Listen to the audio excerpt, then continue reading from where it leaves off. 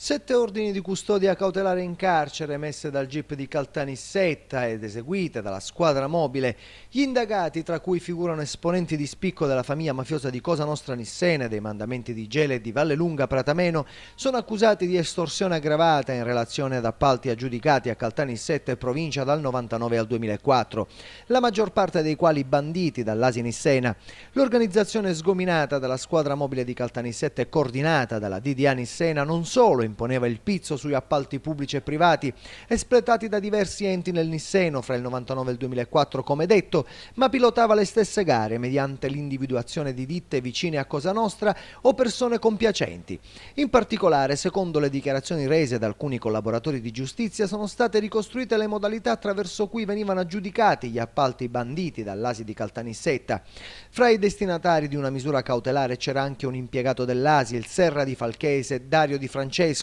già arrestato nel 2003 nell'ambito dell'operazione Bobcat Itaca, compare di Vincenzo Arnone, noto boss di Serra di Falco. Gli arrestati sono Francesco Dario Di Francesco di San Cataldo, 55 anni, Antonio Giovanni Maranto di Polizzi Generosa, 50 anni e Giovanni Privitera di Santa Caterina Villahermosa di 58. Il provvedimento del GIP di Caltanissetta è stato notificato in carcere dalla polizia ad altri 4 indagati già detenuti: Antonino Racco di Caltanissetta, 66 anni, Armando Giuseppe D'Arma di Gela, 60 anni, Angelo Palermo di Caltanissetta, 57 anni e Giuseppe Rabita di Caltanissetta, 44 anni. Si è chiuso il cerchio sul nucleo duro di Cosa Nostra Nissena, che per molti anni ha controllato il sistema degli appalti dell'ASI e degli enti pubblici a Caltanissetta. A cavallo della fine degli anni 90 e i primi anni del 2000 Cosa Nostra controllava buona parte degli appalti aggiudicati dall'ASI, ma non soltanto dall'ASI,